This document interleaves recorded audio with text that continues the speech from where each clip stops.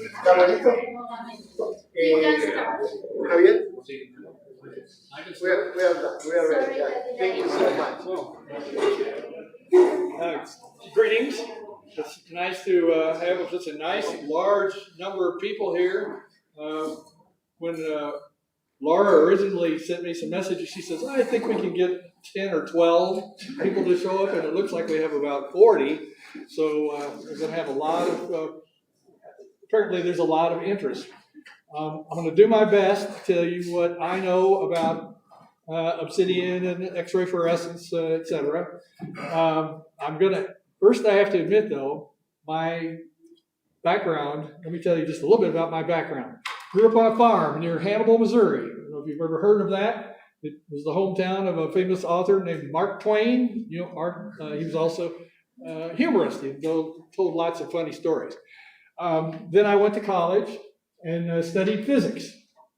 And my degree, my PhD, is actually in nuclear physics. It's not in archaeology at all. So I will admit that archaeology is your area. Physics is mine.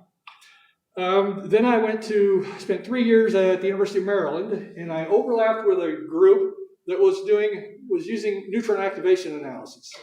My research, when I had done it as a student, and before that, was all about what we call nuclear structure physics. That was studying the inside of the nucleus, where gamma rays come out when things happen inside there, when you bombard a nucleus. But X-rays come from outside of the nucleus, so it's a totally different phenomenon, but they are similar in a lot of ways, because you get spectra. You have peaks. And that's what we're using here, of course, with X-ray fluorescence. We're looking at the peaks of a low energy range, whereas gamma rays much higher energy range. But the relationship is important to know, because that helps me to tell you something about my whole story about this work. So X-ray fluorescence, involves here's my thing. Okay. Involves a small machine, which is, in the case that you have here, you have a portable version. Over the years, they managed to compact these things. When I first came to Argentina in 2007 to Mendoza, I had a thing we called portable, but it weighed about, when it was put in a case, it weighed about 50 kilograms. It was very heavy and a little clumsy. Now you have this little portable, which is what, 2-3 kilograms maybe at most. Very nice. So there's a lot of change has occurred over time. So I had it going. Don't know how to do it. I have to learn myself. So obsidian is going to be the topic that I talk about the most, because that's where I have used X-ray fluorescence to the most.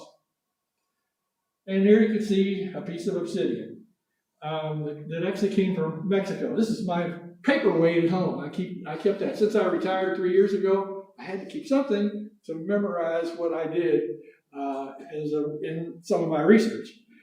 And how did my career with obsidian start? When I went to Missouri 47 years ago, there was a gentleman there named Robert Colby. And he was an archaeologist who was studying obsidian in Mexico. And he had received a grant to collect a lot of obsidian for all the different sources in central Mexico. But it took him 3 years to do it after we met and got this all started. So I had to do other things for a little while. And one of them that was kind of interesting, and I had X-ray fluorescence at the time, I could have done it a different way. But there were some medical instruments that a lady in the museum on our campus said, can you help me figure out whether these are authentic or not? The person that was trying to sell them to the museum, the dealer from Switzerland, said these medical instruments came from Pompeii.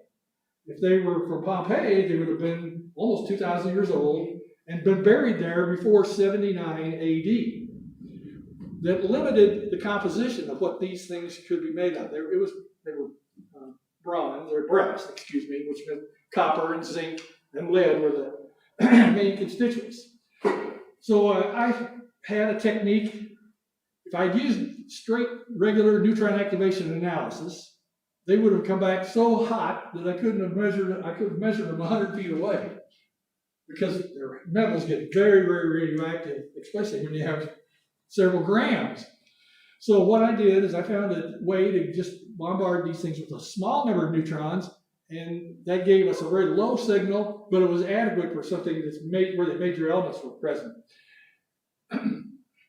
When I finished analyzing them, I found they were all the same composition, and they had to have been made less than 400 years ago, not 2,000 years ago. So she sent them back to the dealer. 2 years later, I got a call from the University of Virginia, and they said, "We hear you have a technique for analyzing medical instruments, and a dealer from Switzerland is trying to sell us some medical instruments that he said came from Pompeii." And I said, "Okay, send them here." We looked at them. I saw them visually. These are the same ones I'd seen 3 years earlier, but I analyzed them again, got the same results, and we sent them back and said, "Don't buy them. They're not authentic." The lady that was the museum curator at our university told me about 3 or 4 years later, the dealer sold them to Japan, and the Japanese didn't want to test them. So they've got them probably these non-authentic museum objects. But that was the time when I didn't have X-ray fluorescence. If I had an X-ray fluorescence machine, I could have done those very simply, because the metals were really perfect for determining the composition by X-ray fluorescence. But I didn't have it, so I had to adapt using what I knew at the time, which was something we call prompt gamma neutron activation. It was a neutron activation technique. Anyway, I just wanted to give you a teeny bit of. I'm going to occasionally throw little stories in there about some of the stuff that I've done over the years. So I started with that. Okay, MUR and archaeometry. Well, after a few years of analyzing a few artifacts and these early obsidians that Robert Cobain brought back from Mexico, he brought back about 750 kilograms of rocks altogether, and we analyzed them over the years and created a database for Mexico. And then we were starting to analyze a few other things like ceramics. And ceramics, of course, is very, very interesting, as well as obsidian is. And by doing all of that, we started to get some popularity with archaeologists. They said, "Well, you've got some ideas that we'd like to exploit, so we want to send samples to you." And it grew and grew, and we finally created a group. We called ourselves the Archaeometry Group. And those of you that are aware of the literature have seen some of the work that we've done over the years. In my 44 years at MUR, I'm sure there's been about 1,000 or 1,200 publications, or co-authored publications with people like yourselves, using all of the analytical methods. Of course, first I had neutron activation, and they still have that, although I'm not part of it now. I retired, but they still have a neutron activation. That was, of course, started 47 years ago.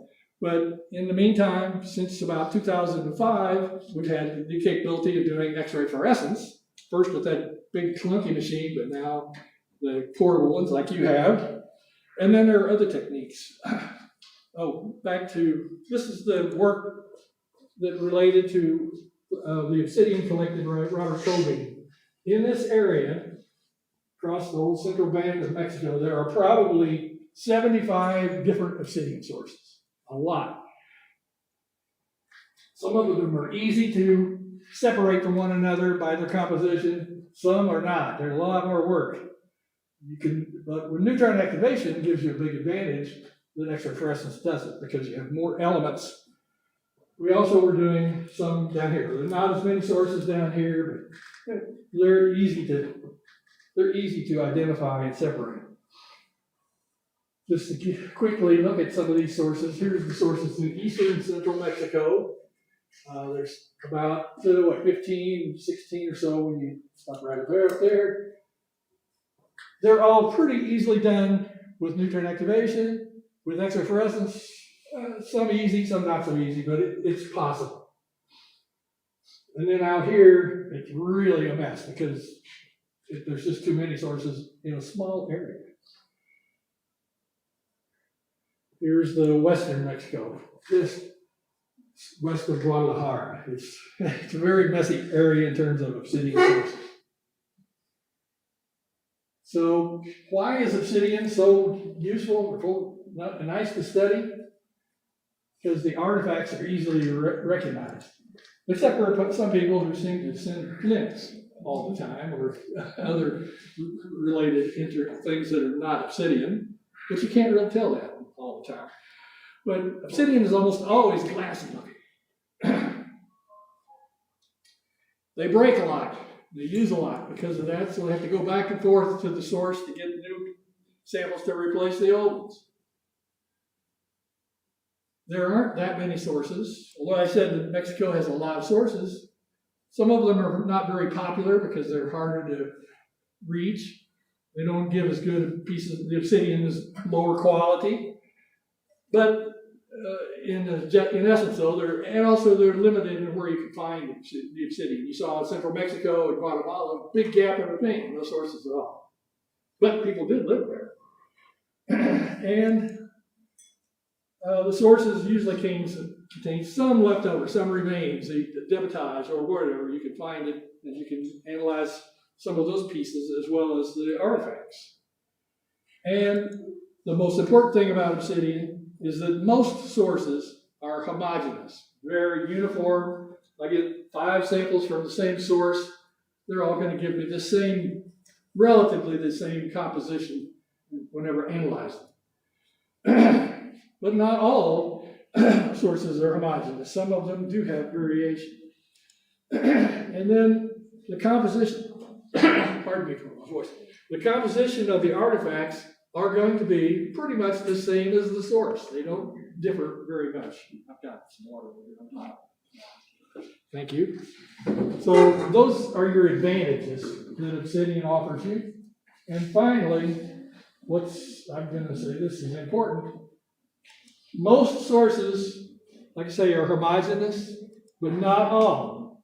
Some sources are very complex, very difficult, or more difficult because there's more than one fingerprint. You can usually detect that if you have the proper technique. So, for instance, one of the sources in Peru called Alca has 6 different fingerprints. So that meant that over time, at least 6 different eruptions occurred. The composition changed each time, and sometimes they lay over top of one another. So you have to know all of them, because if you miss one of those subsources and you find an artifact that you think, well, it doesn't match anything else, it might be one of the other subsources of, say, Alca. In the United States, there's a source called Glass Buttes in Oregon, which has 10 different subsources. It's the most complicated in terms of numbers of different compositions.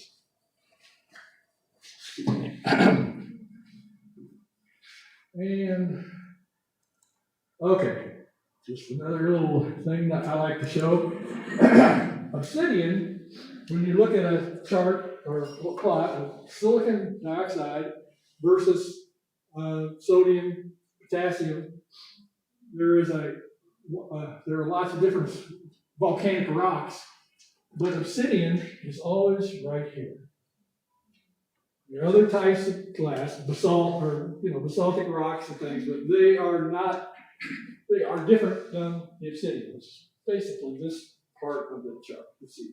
Here, out to the head. So basalt is more difficult by far than obsidian is. So that's my next one there. Oh, there it is. Okay, so now you look at what we're studying, what we measure with our analytical methods. We're measuring some of the elements on a periodic table.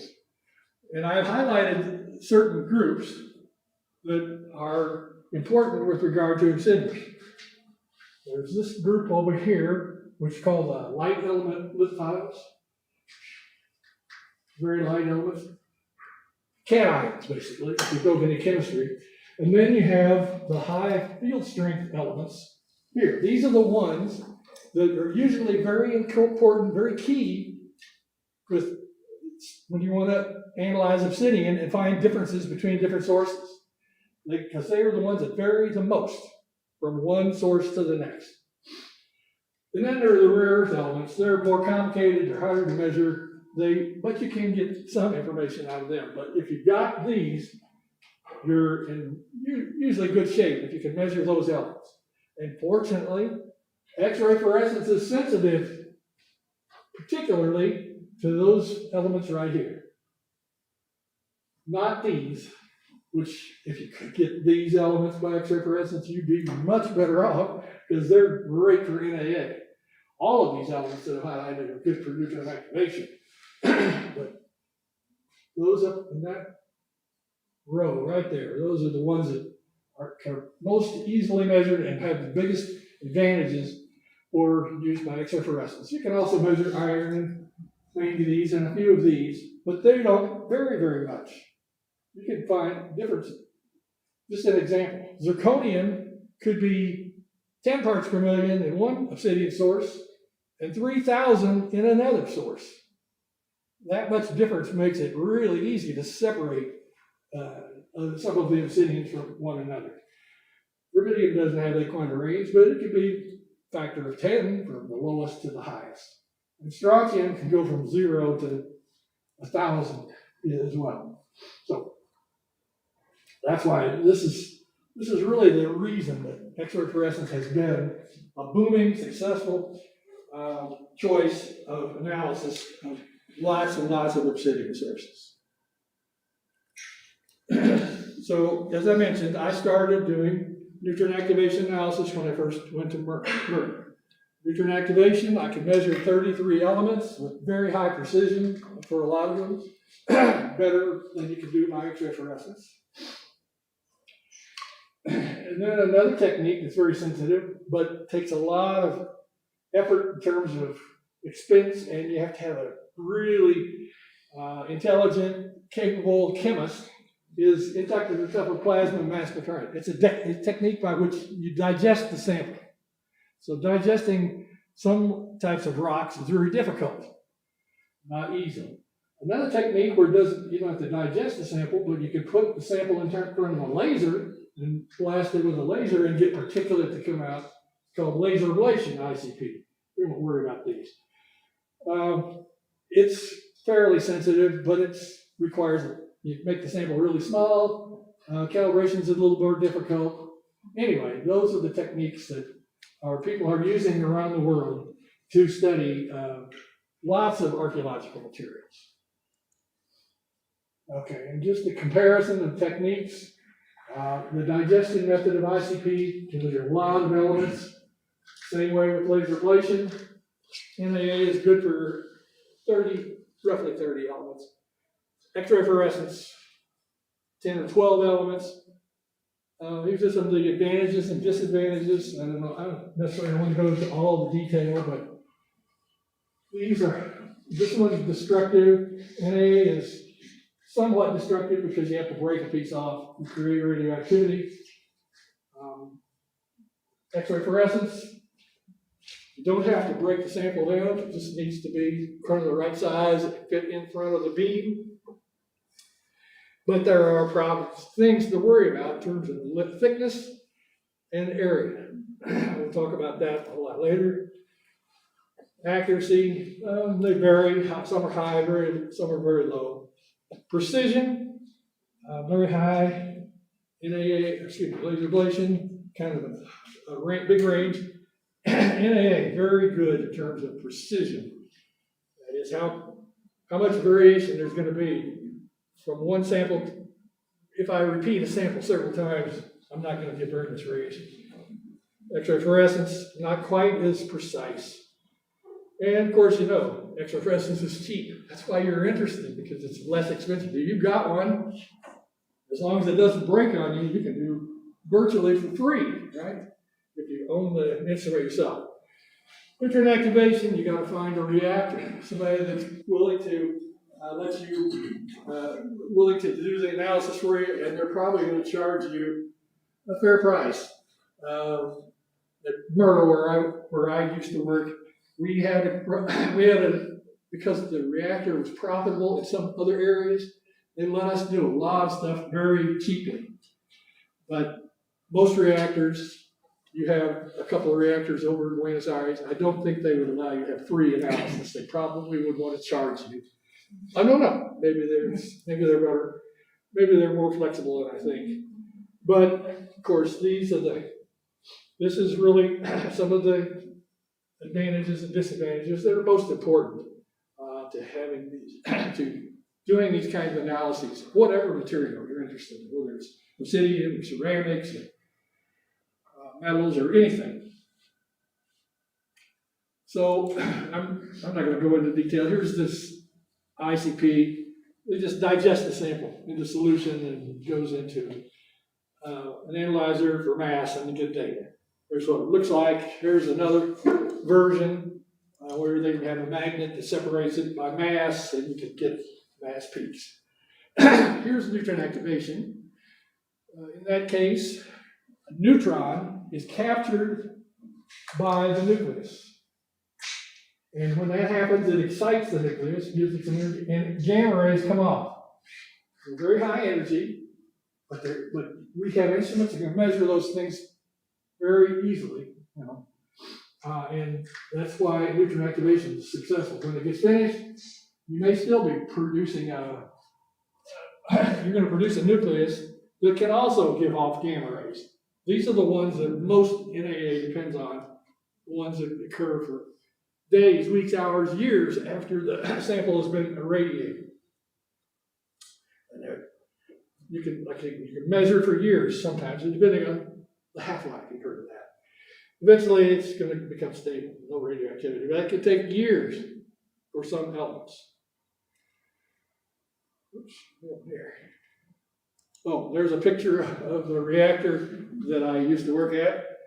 They put the samples way down underwater in a can, and about 10 meters down, and that's where the irradiations take place. They can be for a few minutes, they can be for a few days, depending on what elements you'd like to measure. Here's what a gamma ray spectrum looks like. And the biggest difference here between this and X-ray fluorescence is this energy range. You see here, it goes up to around 3,200. That's the example, or the difference between the two. But NAA is simple sample prep. That's the one thing nice. Very simple. You can take a piece of obsidian, put it in the reactor, don't even have to grind it to a powder or anything. If it's pottery, I'm going to want to homogenize it and grind it up. Samples can be very small. Measure 30 elements. Very sensitive. Less than 1 part per million for many, many elements. And the precision is outstanding. Limitations, of course, not very many laboratories. Time requirements may be long. It's relatively expensive, unless you get lucky and work in a place like I did, and radioactivity. A lot of people don't like to handle radioactivity. I'm not going to show that, that's a waste of time. Here's what the X-ray fluorescence spectrometers look like. The modern ones, the ones that only weigh about 2 to 3, 4 kilograms at most, not that big bulky thing that was about 50 kilograms roughly in mass. It was heavy. And I transported that to Argentina twice.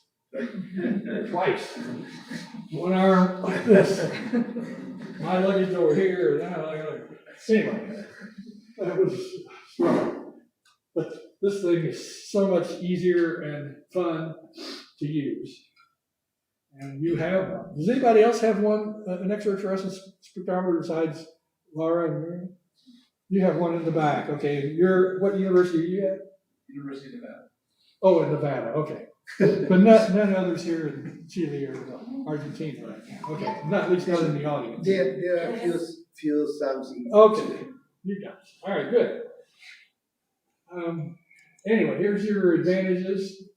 You don't have to hardly enough prepare the sample at all, except I've received obsidian that was dirty. I've received obsidian that had paint on the surface to label, to give it a number. People like to use nail polish and other things. you got to take that off because it's going to interfere with the measurement. You're going to get something that's not part of the sample. So you want a clean, glassy surface. Otherwise, you can just lay it on there. The instrumentation is available now, portable instrumentation, so it's great. You have this big advantage that you can do things much more easily than we could have ever done before. In fact, I was reading an article the other day.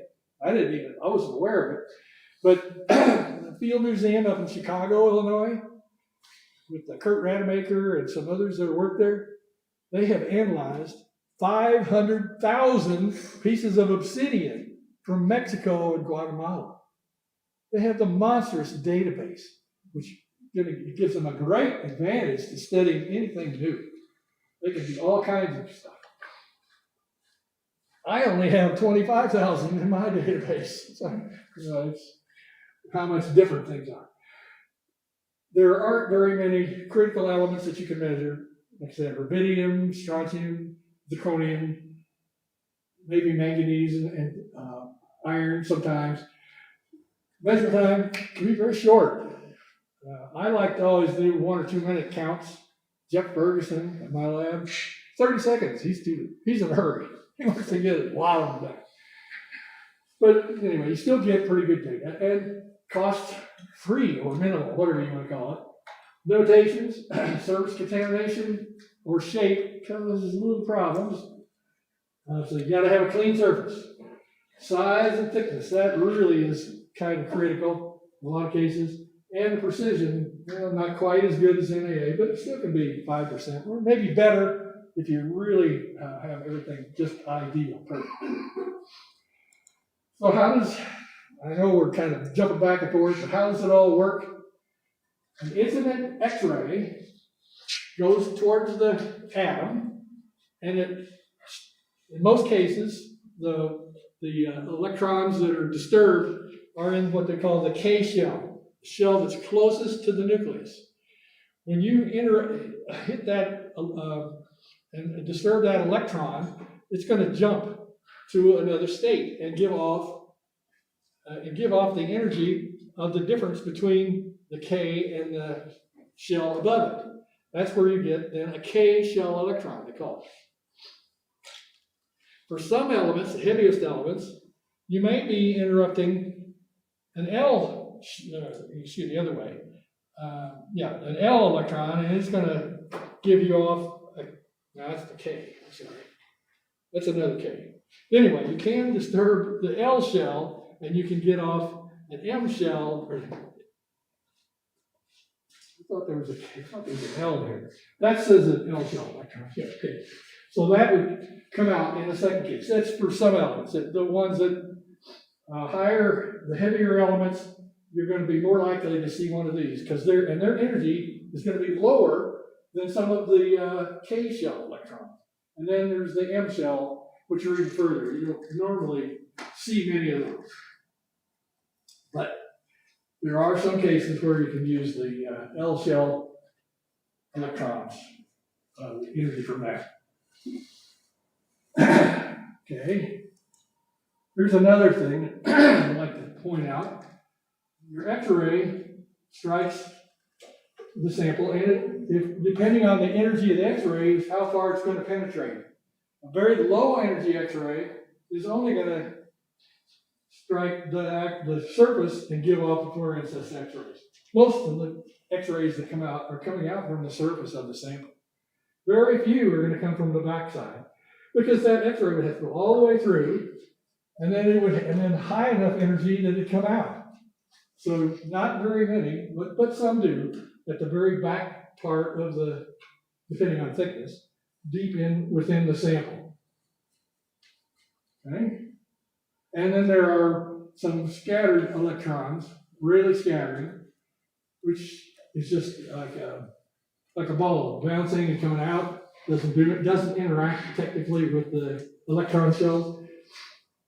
And then there are Compton scattering, where some energy is lost, and they complement the fluorescent X-ray.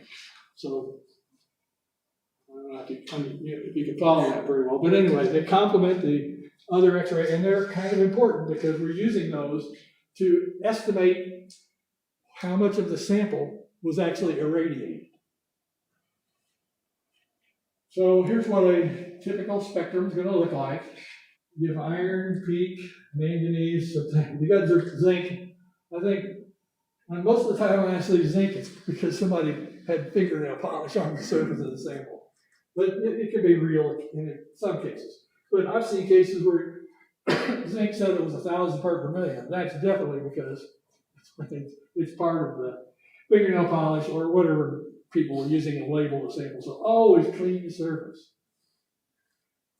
Then you have rubidium. It's not here, but there's a strontium peak, yttrium, zirconium, niobium. Those are your most important peaks for identification.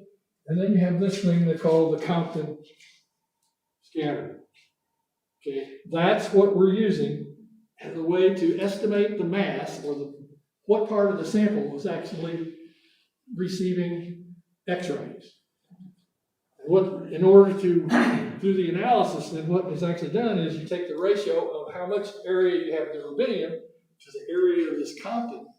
And that's what you use then to tell how much when you calibrate it, to actually determine the concentration of rubidium in your sample or any other element. They're always by ratio to the Compton.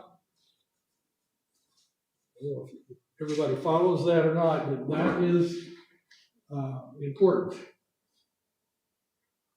So penetration depth, okay, I kind of hinted on that already, but the X-rays go down, the analyzed layers typically on the surface. If you have iron or manganese, very, very low energy X-rays, they're not coming from this part of the sample, they're only coming from up here, very top, just a few atoms into the surface. If you're looking at zirconium or barium or something like that, it could come from the backside as long as the incident X-ray was high enough, it got through the sample, and the fluorescent X-ray was able to get back out. Okay. So there is some importance to depth, but mostly this is where the vast bulk of your data is coming from on the surface. So as I said, for elements that are really low, like iron, it's less than a millimeter that you're getting your sample out of. For zirconium, it could be 1 centimeter into the sample, which you can. And if it was for barium, it would be 3 centimeters. And most samples that we've studied aren't that thick. So barium is hard, not easy to do with K X-rays. You can actually use the L's, but they're not, the yield is pretty low. So here's an example of, there's an article by Richard Hughes who studied this. He looked at large samples or versus very small samples, and he found that if you do the ratios, element ratios, like rubidium to strontium or yttrium to zirconium, if they're adjacent elements, you can do this much more accurate, better. But if you use the ratios, you can compensate for the fact that the area of that sample and thickness are much smaller than they are for a really big piece. So a lot of times that's an option is to look at the ratios of two elements that are adjacent to one another. And when you're doing plots to identify the sources. So here's an example, for instance. Rubidium. These are for 3 sources here in, let's see, are they all in that? Well, anyway, they're all close by. I guess they're all in Neuquén province. Sierra Renewal, Sierra Las Places, and Melicune. Pardon my pronunciations. But anyway, these are 3 sources, and they're pretty elongated because the samples were fairly thin, or small in area. If you look at ratios, although some of them are still fairly elongated, a lot of them become almost circular. And where's the third one at? Oh, here it is, way down here. So you can, and when you get them that far apart, pretty easy to identify them. Now this is a simple case. I'm only showing you 3 sources. Wait till you see some stuff I'm going to show later, which is really messy. Like I said, X-ray fluorescence has a lot of good, has some bad, and then there's some ugly, really tough. Okay. So one of the things you have to do in order to get reproducible data you want to compare to those of your colleagues, one another, whomever, the data you collect on one machine versus another machine, whatever, however you're doing it. Calibration is extremely important. Calibration is how you get numbers that the peak areas, or peak ratios areas to one another so that you can make these comparisons. Plot them on plots or put them in tables, however you want to do it. So you need to analyze some things that are known, if you can, and if it's made, and this applies also to pottery or any other thing. You want to have materials that have already been calibrated with trustworthy data. In the United States and in some other countries, there are government agencies that made standards for calibration for different techniques. Mostly they were done for neutron activation, at least the ones I'm aware of, because there's thousands of those. But if you can get some of those, you can then borrow them or use them in some way, analyze them analyze things that have been analyzed by, say, NAA and ICP, the next references already, then you put them in your lab, maybe 20 samples would be good enough to do this, different, obviously. And they have to cover the range of concentrations of this kind of material you're studying. So if you have those, create a calibration curve for X-ray fluorescence, you're going to be able to get data for the data that's reliable or more reliable, that you can make these comparisons.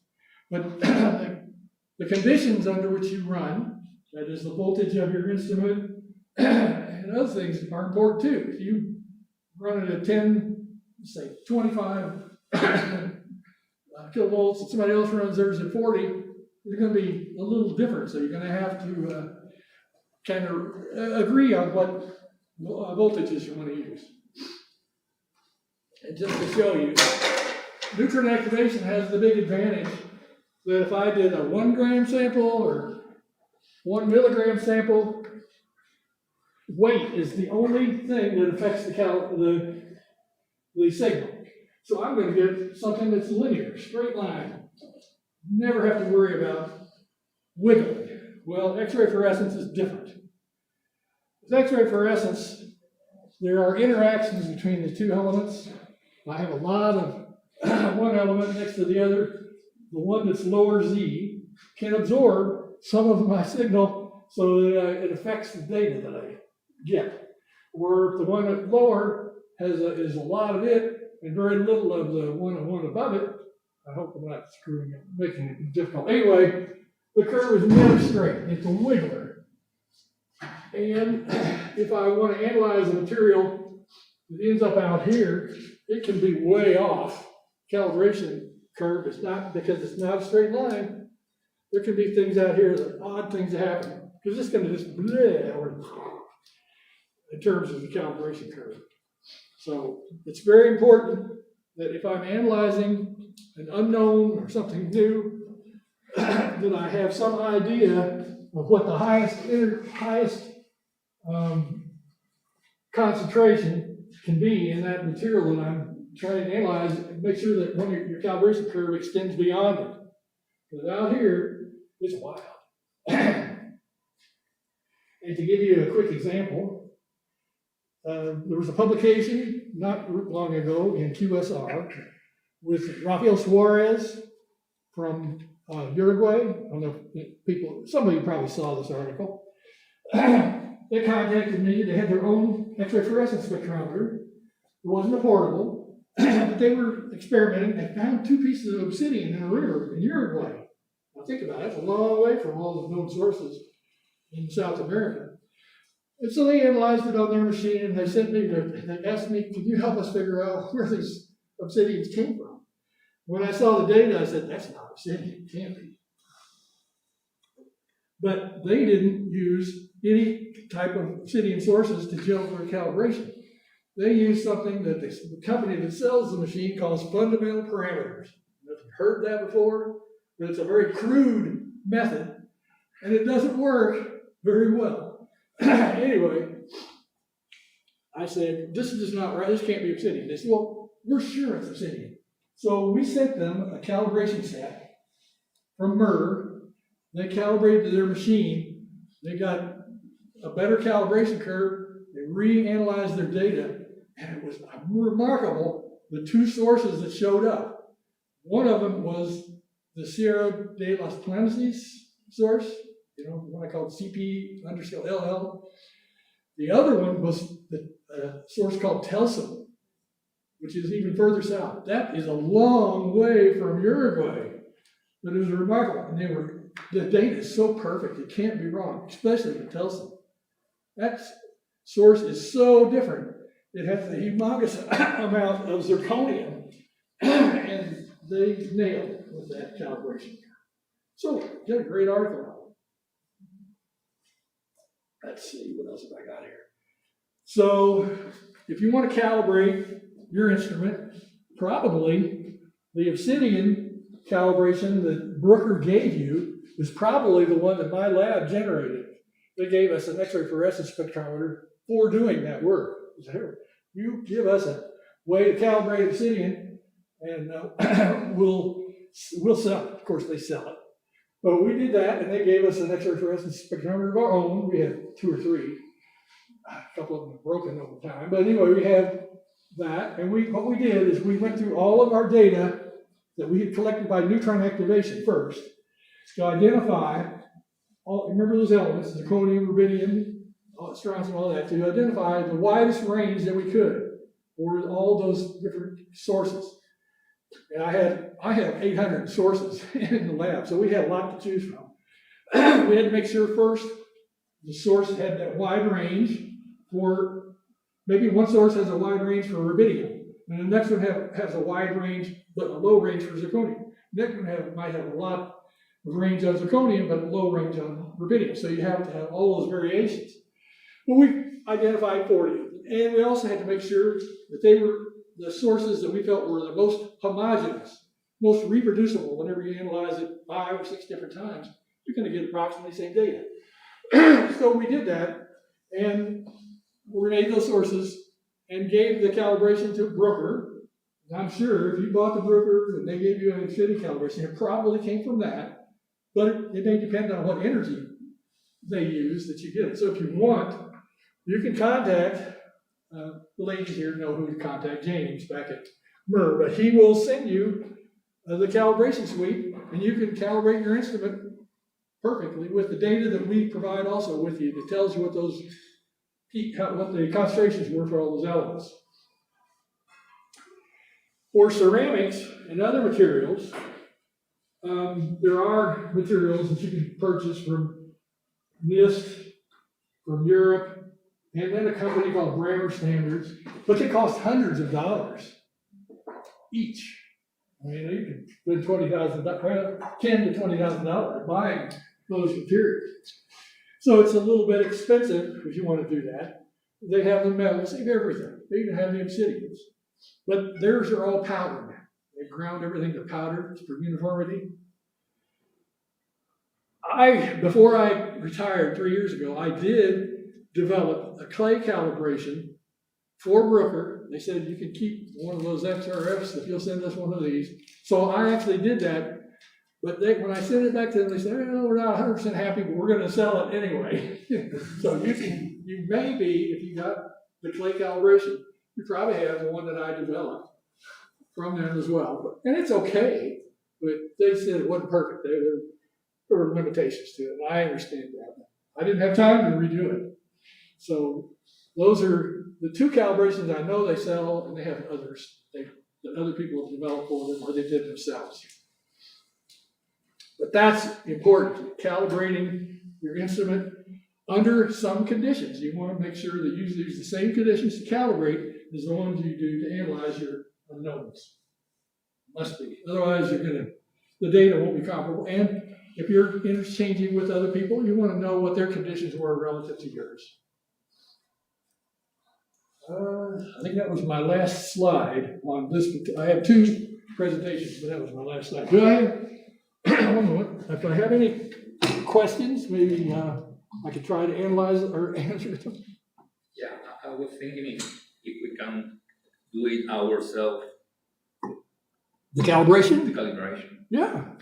For instance, all you have to do is borrow a calibration set, like the one that they offer from Merck. They'll ship it to you for free. You gotta ship it back when you're done. But you can borrow that 40 calibration set.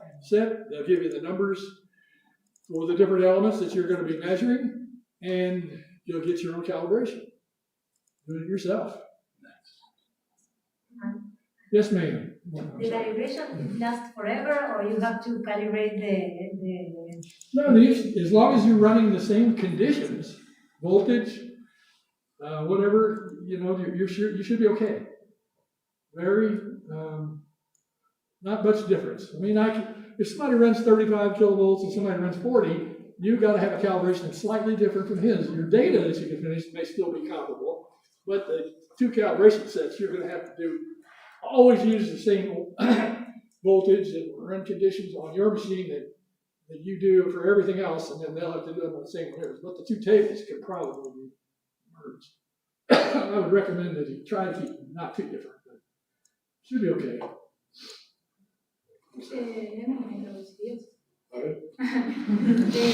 Le preguntás cuando la muestra no cumple con el área, con el espesor o eso de la rugosidad, si el aparato te indica que hay un error en la lectura o te tira unos valores y bueno, hay que ver uno qué hace con eso. When the sample, when the sample is not good enough in terms of thickness or the shape of the surface, the machine gives you some lecture to tell you there is something wrong, or they give you the numbers? They just give you numbers. Yeah. But remember, you can look at the data, and if you find that you're not being able to discriminate between sources very easily, go to the ratio method. Ratioing those 2 elements, like zirconium and rubidium, or zirconium. I use zirconium sometimes, even though it's away from rubidium a little bit. You have to use it because sometimes it's the next best peak. Or if you have a condition, one of the worst ones is when strontium is very low. Then you can't do rubidium to strontium or strontium to rubidium. It's too low. They're down too close to 0. So, but you can use ratios a lot, or very small samples, very thin samples. Yeah, that's the alternative. If your sample is nice and thick, 3 or 4 milligrams thickness, you probably don't have to worry. Surface, another thing I would recommend if you're really concerned about the surface of your sample, flip it over, do the other side, do it 2 or 3 times and get an average. That will help to reduce the variation between the surface if there is such a serious problem. If I may, thinking about that, can we, for instance, have some tool to make a polish? I am thinking when I go to the field, sometimes when you go to the field, you don't have a very nice surface. So can I make it and then with the... Well, do you really want to destroy your artifact? Most people don't want to do that. No, I was thinking geological. He's a geologist, he's not an archaeologist. He's not worried about the instrument. I'm going to give something to Laura here. It's kind of what I did to solve the problem you're talking about. With a geological sample, perfect, you could do that. I can do that. You could do it, why not? Why not? And in fact, I did that to probably 1,000 geological samples. And here's an example of what I did. I actually took a piece of obsidian, a big chunk, and I cut it into a round circle. I inserted it into a little plastic holder, I glued it in, and then I sawed off the end so it's flat. That's what I used to calibrate, some of the calibrations. We did, not all of them, we were more normal, but here's an example of what I did. I took, like I said, this was just a source sample that I sawed in, it's about 1 centimeter thick, so it's good for up to zirconium. Beyond that, you don't want to mess up. But I glued it into a holder, you can see. So for source samples, you can afford to do that. Why not? Source samples are just, there's tons of them, usually. But for artifacts, you don't really want to do that. But just when the sample is so thin, you measure the background, you're still measuring the sample. it's They're still measuring what's coming out of the sample. It's just a matter of the signal. It's going to, for the higher Z elements, you're going to lose some of the signal because a lot of the gamma rays X-rays go through, don't give any signal at all. So can you compensate with the energy, lower down the energy so that you're not going to have a lot of penetration? Okay, if you lower the energy too low, then you're not going to get the higher energy X-rays. You're going to be stuck with anything below, You say have a range below. to play. Yeah, I recommend just finding a nice, comfortable voltage, 40, maybe up to 50. I'd be probably telling you to use 50 kV, which is fine. And then the ratio method solves most of those problems. If there's thinness or thickness or the area is too small. More often than not, it's probably the area is too small. Jeff Ferguson was doing some things that were not much bigger than a pinpoint in terms of area. But he was able to use the ratio. You can analyze most of the problems. Unless, I can tell you, there are some sources, though, nothing works. There are some really complicated areas, and what do you have to do? I would recommend you do some NAA or look for something else for those really problematic sources. I don't know if anybody is aware of the problem that we thought we had solved at one time. There's a source called Glascock, up the way I don't know exactly how far it is from here, but it's along the border near the mountains. And what is it, 100 kilometers or 150 kilometers north of that is Diamante, right? Yeah. Laguna Diamante. Laguna Diamante has 2 additional sources right there next to it called Paramillos. We thought we only had 1 Paramillos. Well, it turns out there's 2 Paramilloses, 1 and 2 that are real next to one another. Las Cargas overlaps the Paramillos sources in terms of composition for these X-ray fluorescence elements. I'll show you some pictures later. With NAA, I can solve the problem. With X-fluorescence, I'm going to scratch my head a lot to figure out what to do. It's tough. It is tough. And then recently, I forget which one it is, I think it was one of the sources you gave me, Cochicamada. I think it overlaps them as well. So you got all these sources that are sticking on top of it. They're hard to figure out. So, I mean, I play with different element ratios and pairs in your plots. You'll come up with something, but it's still going to have some uncertainty. Maybe that's a Paramillos. Right on the border of Paramillos and Las Cargas, you're going to have some uncertainty. It's not going to be 100% certain every time.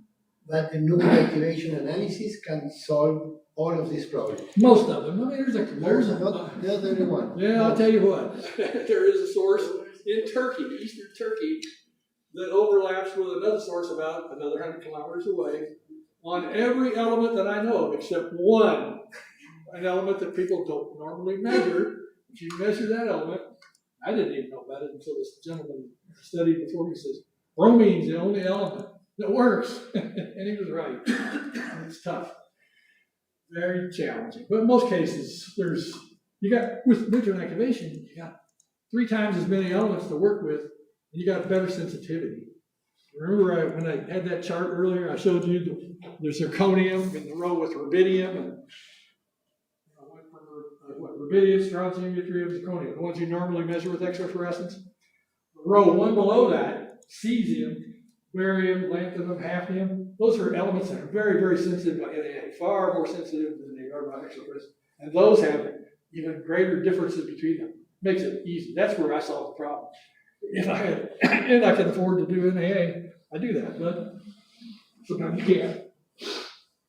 Anyway, do I have that piece of glass that came in the little holder? Somebody's got it. Okay, just make sure we get that back because I'm going to actually give this set to Laura.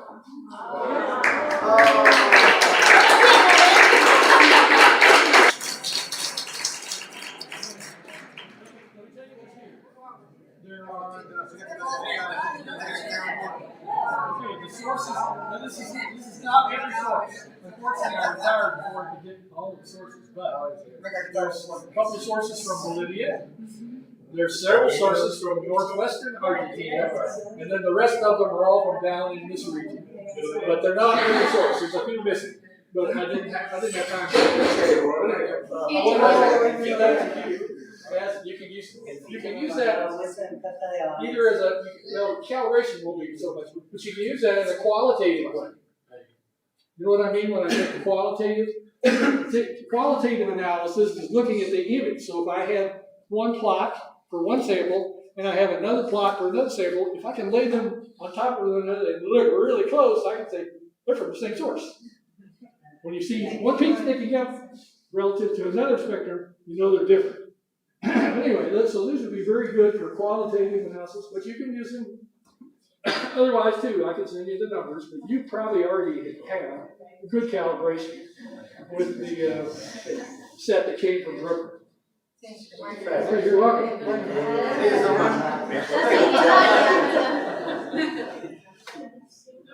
Yours.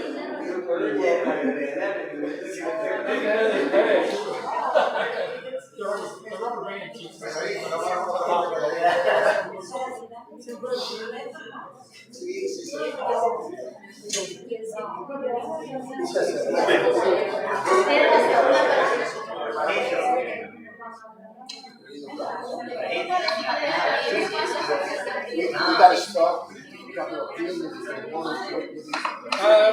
why don't we stop for about 5 or 10 minutes, and then I've got the second part. What question? Sure, go ahead. ¿Cómo? Sí, sí. Sí, sí puedo.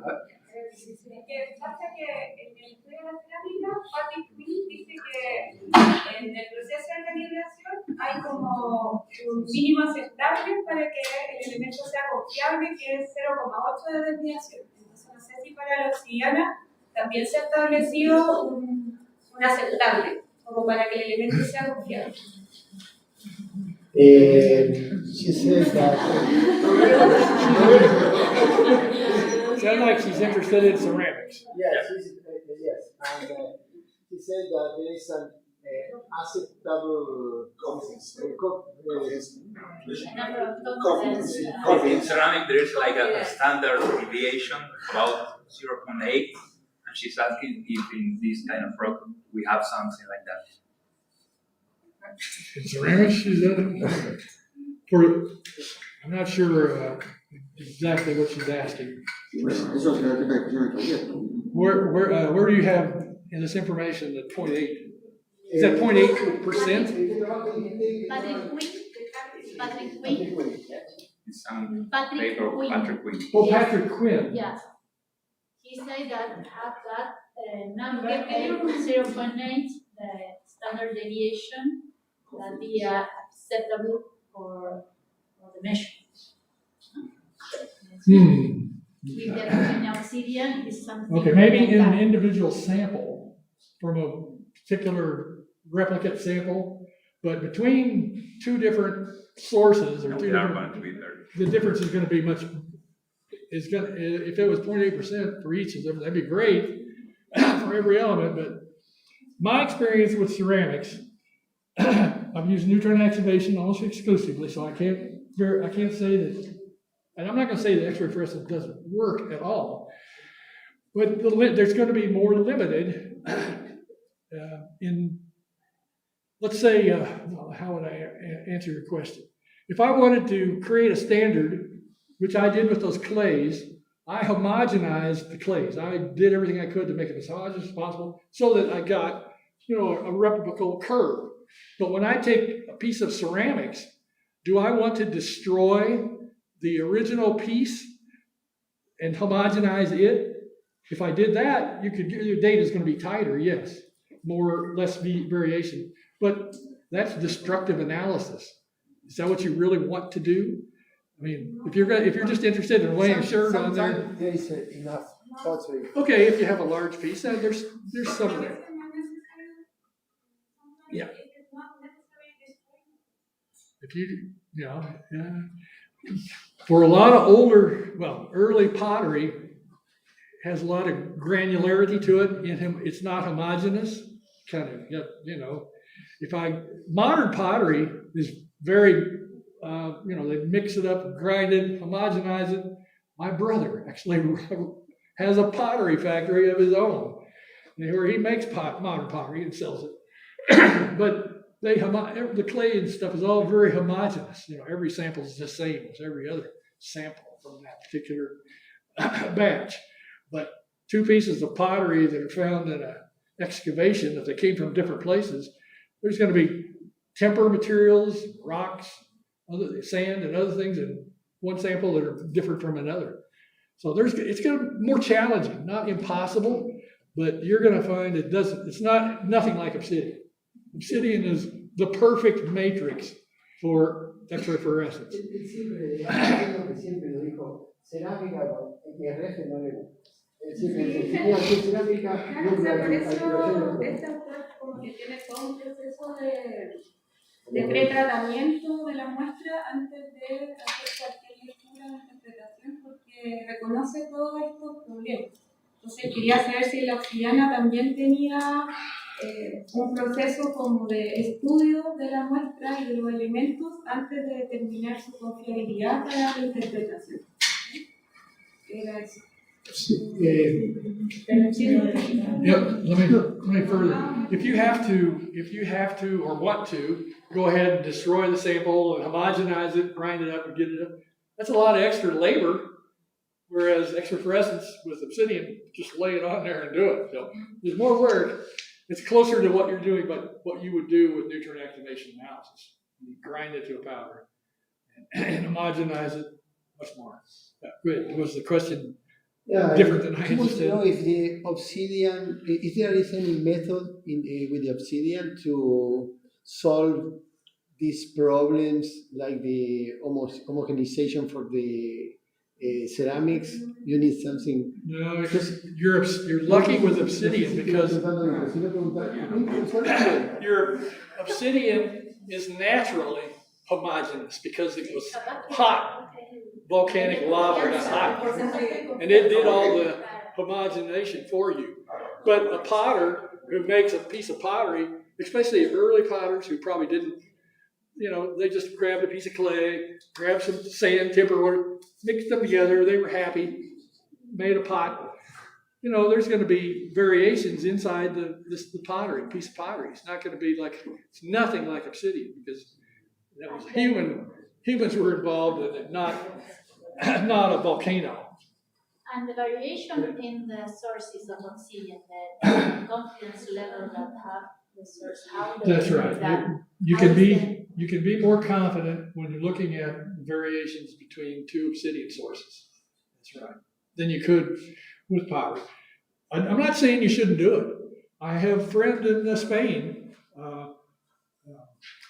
Javier Inez.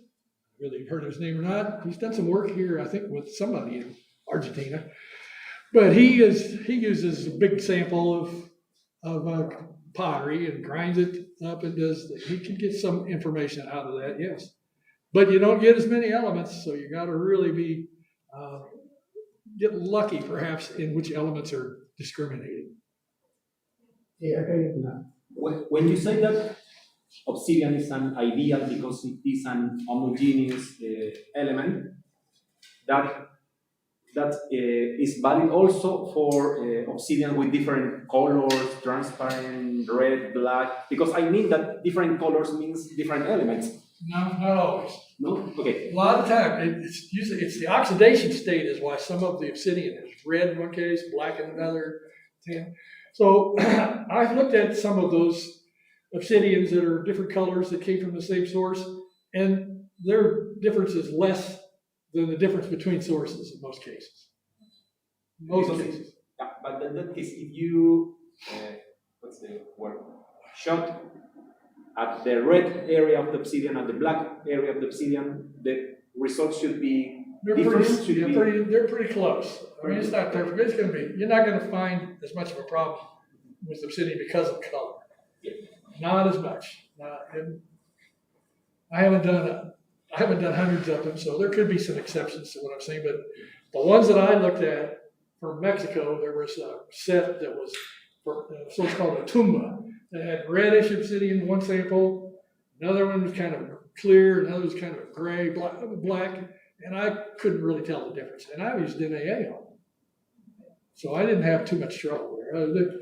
Any differences were small compared to other problems that one has, and or differences between two actual sources.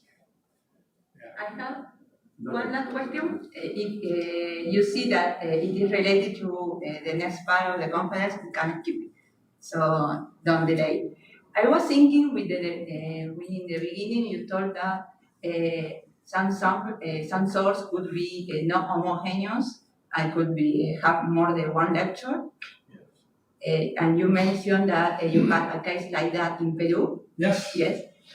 Could it be that some of these different lectures could be associated to some section of the source that could be exploded in some period? Yes. But I was thinking in relative datation that could be a lot of use for archaeology. But I don't know if it is possible or perhaps the sample could give different measures and it is the same and we cannot separate it. Okay, the one we're talking about, the Alca source in Peru, one that Kurt Rademacher has studied in great detail. I don't know if you're familiar with him, his work or not. He's looked at different sections of around the volcano, and he can tell you where group 1 comes from, group 2, group 3. Yeah, so as long as you're fortunate enough that maybe the second eruption buried some of the first and it covered it, you're okay. He can map it out and tell you. And sometimes they can get mixed at borders between, if a volcano erupted and stuff here one time, and right next to it the next time, and it's probably a million years between eruptions. Yes. Right on the edge, you might get some uncertainty. Or one other thing you don't ever want to forget. Sometimes the obsidian you collect isn't from the volcano; it's from way downstream, secondary. Those are the ones that are a problem because they find in the United States, you can find down the Rio Grande River, there are obsidian came from 300 or 400 kilometers upstream. Yes, yes. And the people first thought, looking at, there's not a source here, it's way up there, and it matches chemistry. Yeah, so obsidian is easy, but again, there's challenges. 10 minutos de descanso antes de que venga la otra charlita.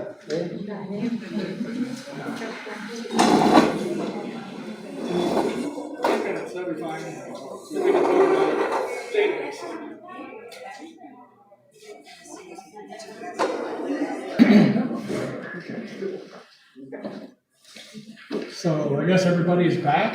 Yeah. All right. Well, now I want to talk about building a database. You collected a lot of data on artifacts, source materials, and things, and you want to make comparisons. Well, you got to have something to compare them to, and it's nice to have something like a database, basically reference materials that you're going to compare the new samples to older ones. And so that basically was a lot of what I did. At Murr, in my 44 years, we analyzed 200,000 total samples, mostly pottery. So we had a huge database, tens of thousands of pottery samples from all over the world. With obsidian, I didn't have quite as many. I had 25,000 or 30,000. I think about 10,000 of those were source samples, the rest of them were artifacts. That was my database. that group at Chicago, the Field Museum, as I mentioned, they got really active. There were a lot of people, and I don't know how many X-ray fluorescence spectrometers they had, but they analyzed 500,000, so they've got lots of data. They could really do some extensive archaeological studies that I could never do. Plus, I'm not an archaeologist. I can give you the numbers and tell you where the sources of error came from, but I'm not able to help you very much on the interpretation of why it came from. Tell someone went to Uruguay or whatever. So the first thing I always recommend, and that's what we did with those obsidians from Mexico with Robert Cobain, is he did a very extensive geological survey of sources in central Mexico and Guatemala. He collected, as I said, it was almost 800 samples, and it weighed almost, more than a kilogram a piece, anyway, all those pieces. There were a huge number of boxes of rocks that came back to Missouri. It took him 3 years to get it to us. I don't know. I didn't know all the things behind it. I thought he had a girlfriend down there he was more interested in than he was in sending the samples to us to analyze. But he finally got them to us, and we worked on them for several years with neutron activation, because that's the only technique I had when I started, and built a database from all the primary outcrops and other things that he had from secondary samples, but mostly the primary. And that's what we wanted to know. And so we created all these chemical fingerprints out of the 800 or so samples that we analyzed all together. Some of them were huge. One source called Ciarte Pachuca, he had 200 samples from. That was the biggest one in Mexico. So he really sampled it intensively. Turns out it has 3 fingerprints. One is 99% of the artifacts all came from that one source. So, and the other 2 subsources are very minimal. But you could tell the difference. So collecting samples for now, if I were starting from the beginning, I would analyze my geological samples by X-ray fluorescence and NAA. You don't have to analyze every one of those source samples, geological samples. Just analyze enough of them so that you get an idea of what are the characteristic elements. Some of those characteristic elements are also going to be the characteristic elements by X-ray fluorescence. But a few of them, like cesium and hafnium, which aren't going to show up by X-ray fluorescence, are more sensitive. And when you analyze those and prove that these things are homogeneous and different from one another, you can be a little more confident in whatever you measure by X-ray fluorescence. As I said, those sources, Las Cargas, Paramillos 1, 2, and Cochabamba, which are all overlapping one another, if I didn't know when I started, if I didn't know anything about it, not that I know now, I would think they're all from the same source, or probably from the same source. I wouldn't be able to have confidence in that. But now that you could analyze, if you have some data from NAA, you can say, oh, I got to ask, there's more questions here than I realized. You're able to find an additional method that you could use perhaps. So for instance, we published an article with Valeria Cardozo. You know her, I'm sure. Valeria? Yeah. Anyway, she wrote up the article, and that was at a time when we only analyzed just a few artifacts and enough source samples, and we thought we had the problem solved. We thought, oh, all we got to do, and unfortunately I don't have a slide to show it, but all we had to do was to draw this was a ratio plot, because they were odd, a ratio plot, and draw a little angle between the two, and we could separate this ellipse from that. We thought, yeah, we got it solved most of the time. But then when we analyzed, it was only having analyzed maybe 50 samples. We analyzed about 1,000, and they start to overlap. And then we all of a sudden said, there's a problem here. Some of the NAA says there's another source in the middle. So there's not only a Paramillos 1 and a Las Cargas, there's a Paramillos 1, 2, and Las Cargas. And more recently, I was looking at these Cochabamba samples, which I think that Laura sent to me. And I said, unfortunately, it's sitting in there on top of it when I look at this group of elements. Now, if I keep looking at different pairs, different ratios, I might be able to solve it, but we're sort of stuck. And Monica is one that we really had a problem with because we possibly misidentified the source of a few of her artifacts. And so Martine asked you to send some back that we had analyzed once or twice before. And we've reanalyzed them and we're still looking at, oh, no. What we're trying to do, and somebody was asking me the question, why not try laser ablation? Well, we did. They have laser ablation at Murr, and my colleague there, if he can ever get around to it, is going to try laser ablation on those samples that you return to us because they raise real big questions.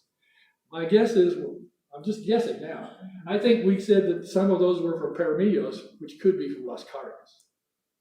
But that's to be determined. Now, NAA, if I use NAA, I can answer the question very easily. I'll show you some slides that prove that, but it's just a matter of, we didn't know all of that. We learn as we go. Okay. Unfortunately, my clicker's not working, so I have to advance slides a different way. So, an example of some of the complicated sources in the world, this Alka source that has 6 different compositions. Kurt Rademacher has mapped all around the source, and he can pretty much tell you where 1, 2, 3, 4, 5. I think we don't have a number 6, we have a number 7, because once we thought we had 7 groups, but one of the 7's MERS. So that's that's pretty well handled, because those are different enough. Laguna Diamante complex has these 3 subsources. The Diamante source is different, but right in part of it, or next door to it, part of it is the Paramillos 1 and 2. And Las Cargas is 100 or 200 kilometers south, but it looks like Paramillos are similar to 1 and 2, and Cochimana is even further south, I think. And so here you got 4 things that overlap right next to something that's very different. Anyway, it's tough. It's a challenge, not impossible. But by X-ray fluorescence, it's been the most difficult problem here in Argentina so far. There may be others that I'll talk to you about in part of this. So my colleague is trying, if he gets around to it, he's going to try laser ablation on some of your samples. Unfortunately, the laser is kind of backed up in terms of use. You can't do it. It's not as fast as X-ray fluorescence. But anyway, he's going to try it, and if that doesn't work, he'll take your samples and sacrifice a piece for NAA to prove it. But of course, the NAA won't cost you anything, but it just means more work. Okay, so now we're going to advance these things another way here. Let's see if I can do it. There we go. And my clicker thing is not working like it did the first time. So if the artifacts indicate a new source, then we're going to have to analyze enough samples to find out what's different between source A and source B. You could get very lucky, but NAA is a way to convince yourself that you've got, for instance, 2 different sources. Then you might be able to say, oh, rubidium and strontium still work. Or rubidium and zirconium still work, the ones that you can measure with X-ray fluorescence. But if they don't, then you got to think, is there something else I can use? Sometimes you can resort to go to iron, which I don't like to use very much. But iron and manganese, maybe they'll help you. But those are more of a secondary resort option, not a first choice.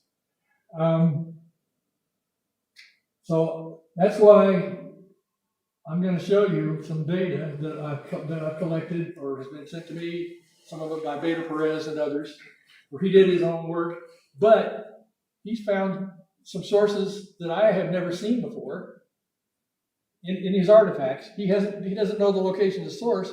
He just collected artifacts from different sites. And we need to find somebody to go there. I've told Beto to do it himself. And he told me, the last message I got from him, he said there's a lot of fires in that area and I can't go there right now. So he was reluctant to rush it. But I think he will eventually collect those sources. But there's some in Argentina too. They're not all well covered.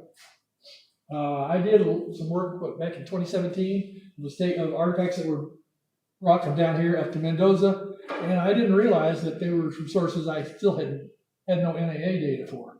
Those were sources, some of them were collected by Ramiro Barberina, and unfortunately I didn't know it, or otherwise I would have said, let me take some of those home, do NAA on them, and we'll get a better database. But we didn't know it at the time, and so we're stuck until we can do a little more NAA, and I can still get that done, even though I'm not at the reactor. My colleague, James, has promised me that he would work it out to do a few. We're not talking about doing 1,000 things by NAA, but maybe a dozen, or average of 6 per source usually is what I found is satisfactory. Whoops, sorry, another way here. So how do you create a database? Well, I actually use a professional database program called Access, but you can do it with Excel. The only difference between a database program and Excel as a spreadsheet program is that with a database program, all the rows you don't lose continuity between column A and B in a database very easily. You'd have to work at it. But with Excel, I can actually sort on one column and I get all the data all mixed up. So I like the professional database, which I called Access, to do my work, but Excel will still work. You just got to be more careful. And maybe there's techniques in Excel that I'm not aware of, but you can lock all the samples in a row together so it can't get discombobulated. But anyway, I like the database to say where the artifacts were found, even at least by name. Sometimes, if you want to, give the coordinates as well. The physical characteristics are useful, knowing that something is better quality, sample is black versus other colors, even though, as I say, colors don't seem to have as much difference between composition. The composition and the method of analysis. Did I do it with NAA? Did I do it with XRF? Because I can't directly compare NAA to XRF very easily. It's not going to be a challenge because I get a lot more elements by NAA than by XRF. So they don't always measure as well. Unfortunately, for instance, I have to admit this, NAA doesn't do a very good job with their zirconium. There's a physical reason for that, but so you get a better number by X-ray fluorescence for zirconium than you do by NAA, more reliable. That's just, there's not really things like that, but that's one. And then if I have a bunch of artifacts that I've analyzed and I don't know where it came from, all I know is it's source Z or source A, or I call some of them beta F, beta D, beta C. It didn't work. And I said, you've got to go look for this if you want us to be able to give you something that you can talk about better in your archaeological publication. Anyway, I recommend that all of your geological samples that you want to analyze be analyzed by XRF and at least some number by NAA, 8 to 10, maybe 6. 6 is the minimum, please. Then you get something that's statistically meaningful. And if I see differences within those 6 or 8 or 10 samples that I sent for NAA, I'm going to tell you, you need to do twice as many because you got 2 sources. Or, maybe you got 6. Anyway, it depends. Every sample could be from a different part of the volcano where you collected it. And then using NAA, I can actually key in on which elements are going to be inconclusive by XRF or vice versa. I can say, okay, if I get cesium, and if I can do cesium and hafnium, I have solved almost every problem in the world. But XRF won't do that. It's limited to that other group of elements. Okay. Oops. Now, here we go. So I'm just showing you some of the sources that I have been fortunate enough to analyze with different colleagues. These were all up in the northwestern part of Argentina, which all started, I was very lucky. One time I saw a publication by Patricia Escola. And I wrote to her, she was such a nice lady. I wrote to her and I said, I'd love to collaborate with you. And so she started the collaboration. She was the first person in Argentina that I was able to work with. Such a great lady. And unfortunately, we lost her. But she was so wonderful. And she started sending me source samples and artifacts. And we had a great time finding links between. And these, most of them are really easy. It's not very difficult up here in this northwest Argentina because they're fairly unique, fairly easy to separate. And I don't know of any of them, I don't think any of them have multiple fingerprints. So they're pretty much a good, easy group. One that really stood out until we found it was this one, the Salar Morto. That one was just really unique because it has such a high concentration of, I think it's rubidium or zirconium, one of the two. Anyway, it was amazing how high that one was. I hadn't seen anything that high, and I guess it was rubidium before. Anyway, that one really stuck out, and I was told collecting samples from that site is almost impossible. It's some kind of a mining area, restricted, and so I don't know how they snuck in and just got me 2 or 3 samples, but most of the data for that particular source actually comes from artifacts rather than the source itself. These are the work of, I don't know, half a dozen people, Hugo Yacobaccio, and I can't remember all the students, mostly Buenos Aires students that sent me samples. And it's worked out in a lot of successful work, I think. Okay, and let's see another one. So here's, okay, I didn't really mention Bolivia, but you have the samples from Bolivia as part of the database. Look how nice the XRF work is for those. There's only those 3 sources. It's pretty simple, not much problem. Rubidium works, zirconium works. You got it. That one is not hard at all. And by NAA, it's not hard either. Just to show you. Oops, that's a table of the, okay. These are just the numerical values that I was able to measure for those mean and standard deviations. And I always calculate, I've decided every one of my samples that I analyze, I take these ratios and calculate them. Strontium to rubidium, rubidium to zirconium, strontium to zirconium. I collect all of those as well. So I don't have to calculate them every time. It's already in my spreadsheet or in my database ahead of time. So I get a quick look at that if I decide to have to use ratios instead of whole values. Like I said, these are pretty simple. There's not much of a problem. For instance, I think the only one that are relatively close are these two, 6,000 to 6,300. That's pretty close, but I don't use that. I use something different. And this one works easily, mainly because there's not very many sources and they're very easily separated. Okay, that's XRF data. Here's an NAA plot.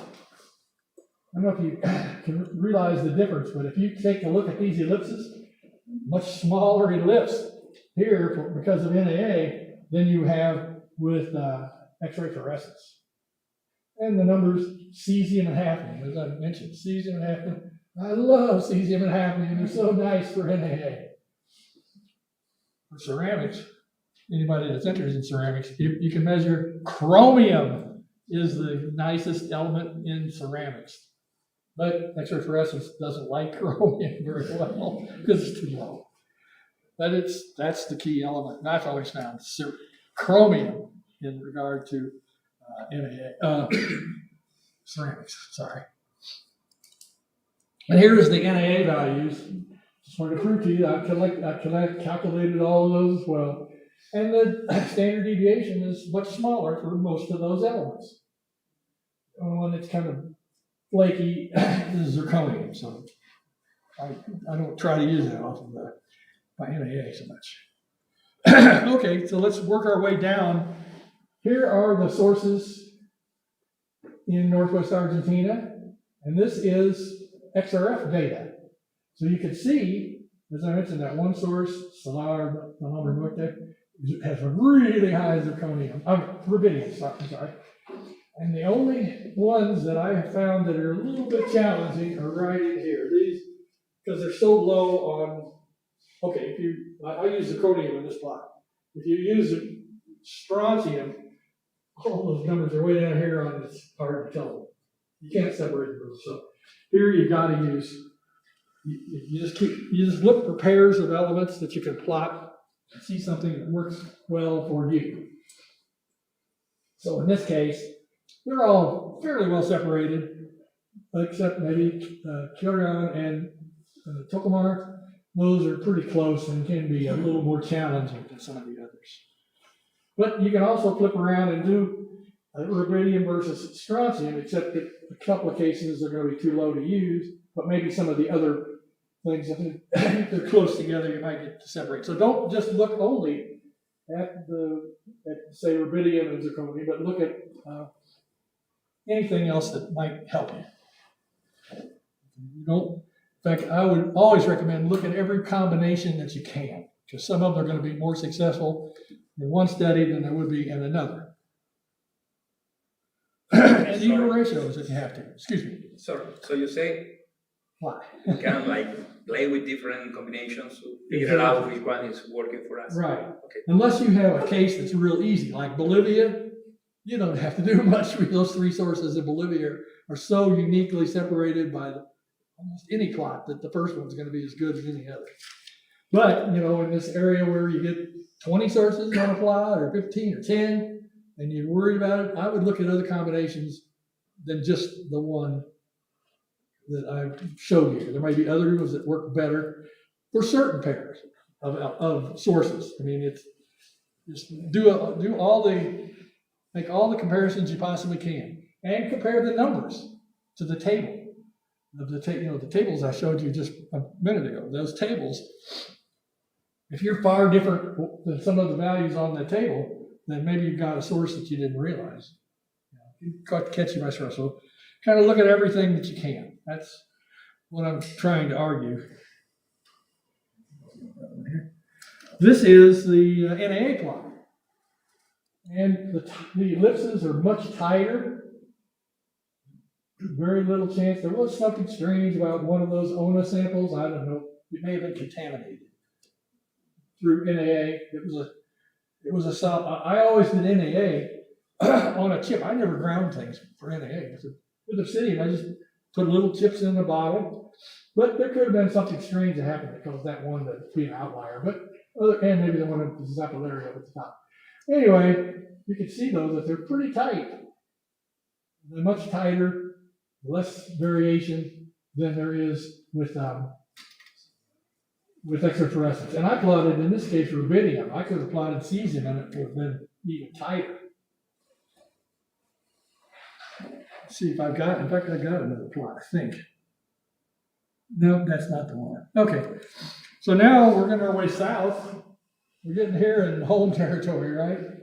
Getting in this region. Well, there's the Paraminos 1 and 2 that lie right next door, or was part of the Diamante. There's Las Cargas, a bit further south. El Paseño is over there. It has 2 subsources in it. Maule has at least 2, maybe some more. You don't have a really good feel for that. Coche Camada, which unfortunately looks like one of the others. Anyway, we got all these these are all the ones that I know were both artifacts and NAA. So I've got a pretty good feeling for all of those. And I know which ones are the problems, the Paraminos set with those cards, etc. And anyway, let's see what else I got here.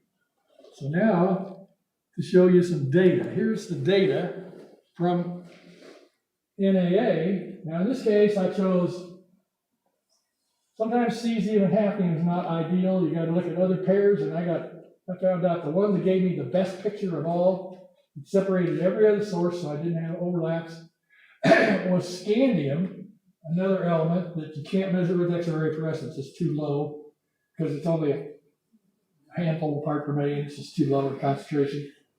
But you can measure it very accurately with NAA. And thorium, you can measure it with X-ray fluorescence, but there's a larger error bar. Anyway, this pair was the best NAA plot that I could come up with. And you can see, I don't have anything that I would challenge in terms of overlap, except maybe the Yuko and I can't remember this, but how can Kila? Yeah, that one. That's a little close, but another pair of elements is going to solve that one. In fact, I think I've got another plot. Let's see what I've got for that. Nope, this is an XRF plot. And here you see how messy things can get. This is what I'm telling you. There's a lot of good with X-ray fluorescence. Well, what happens when it becomes bad or even ugly? Ugly. And this is rubidium and strontium, which are two of the elements that usually you can measure best.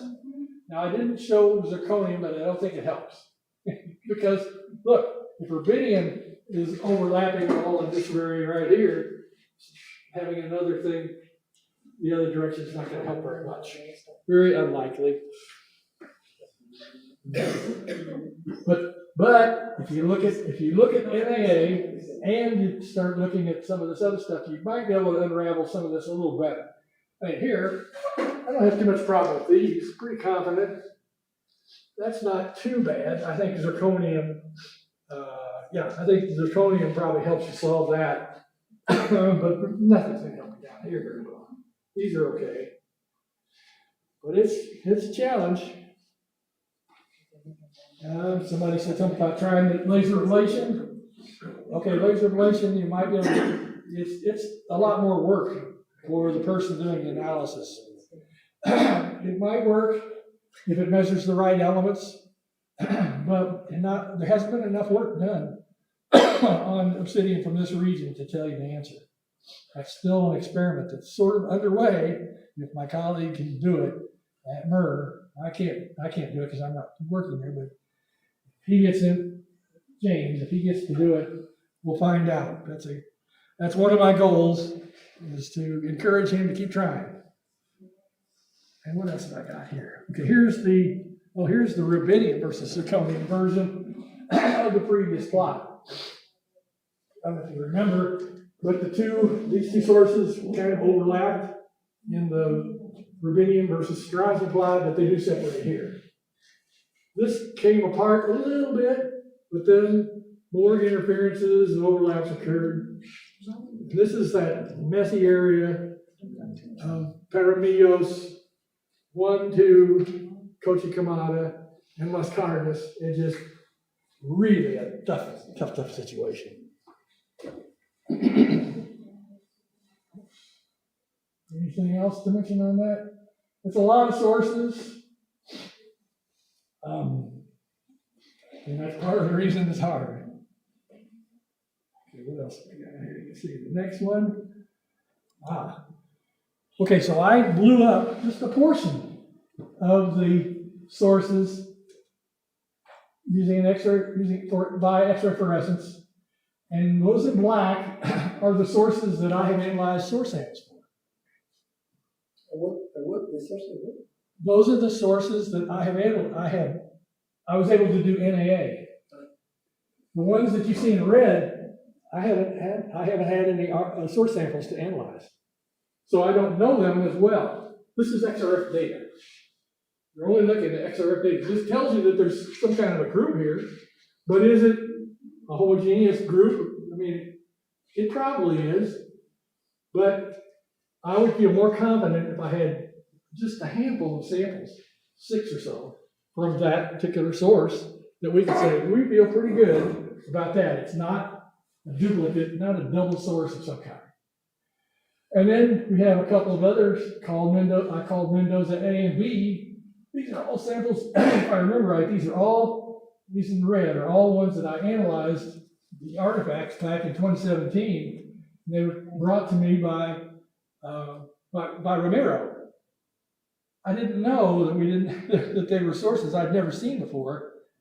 So when I went back home, I got all this data, and I didn't realize that there's not anything done, just a minimal number of NAA samples. We wouldn't have to do, I got 4 different sources here, 25 samples would probably tell me everything I needed to know. Well, 5 different sources. Anyway, 35 samples, something like that, some small number of samples by NAA, and I would feel more confident that all of these ellipses, when I show all of these chemical groups, are unique, not causing a problem. And that we're using the best elements by X-ray fluorescence that we could possibly use. Maybe there's another pair, rubidium zirconium, rubidium yttrium, or something, or iron and manganese ratios or something. All those might help me. But look at that. See how much difference? Like I tell you, look, Diamante and the two parameo sources are basically from the same place, a few kilometers, not much, but they're so far apart chemically. But Las Cargas and Cochicamada, oh man, they're lying almost right up. If I didn't know anything about the fact that, that people have told me they came from physically different places, I wouldn't know that they were different. I would assume that that's probably one source or two sources. So, you need some NAA data to help, just a few, just some NAA data to help you feel more confident in your results. And you're building a database of this information with NAA and X-ray. When you get done, you can analyze 10,000 artifacts by X-ray fluorescence and feel a lot more confident. You wouldn't have to analyze any more NAA samples. Cover all the sources. Puerto Jaque is a site, it's an archaeological site, it's not a source. That's not a source? It's not a source. That's what I'm saying. I had to call it that name because that's all I knew. And it's probably from Las Cargas, it's close to Las Cargas. You think it's part of Las Cargas? Okay, maybe it is. Could be part of it. Yeah. Well, if I looked at some other pairs of elements, I might be able to tell whether that's separated or not. But when I looked at this information, I thought it was two different sources. But, that's why I needed some source samples that were collected from as close to that as possible. You see, if for instance, if I'd analyzed those artifacts by NAA, which I could have, if I had them, we could have seen if they were similar to Las Cargas or different. And if it's more like Las Cargas, then the mess gets even worse. Challenging. With nuclear activation analysis, can you split Las Cargas and Coche Quemado, or no, or you can't? I think I've been able to separate that, yes. What did I have? I don't know if I've got that plot. Did I show that plot earlier? I thought I did. I'm going to go backwards. See if I can go backwards. How do I go backwards? How do I go backwards? No. With the arrow.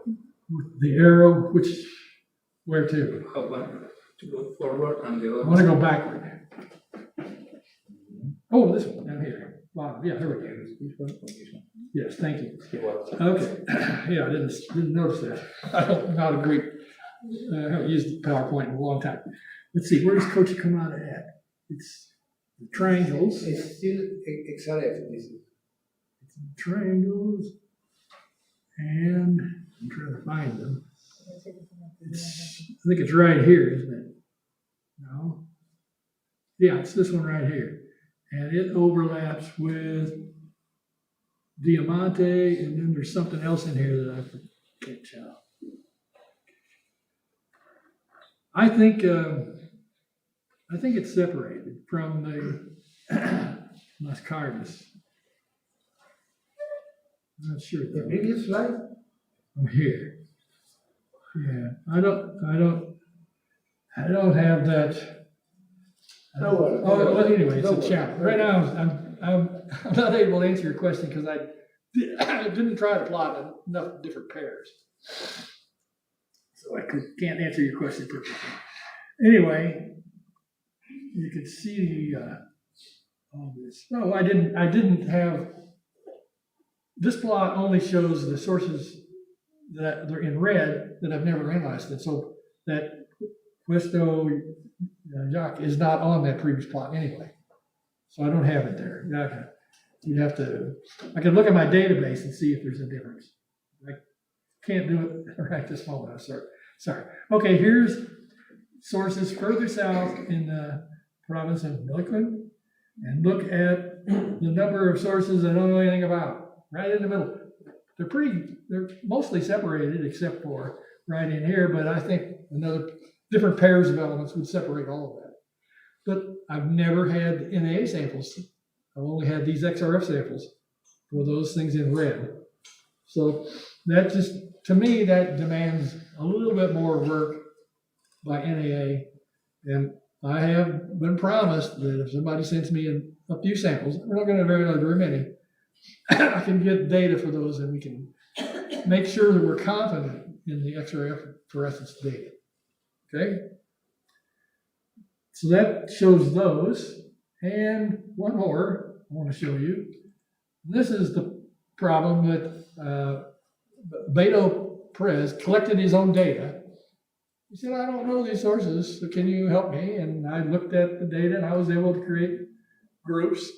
They're very nice groups, and they're all well separated, but the 4 in red are unknown by the NAA.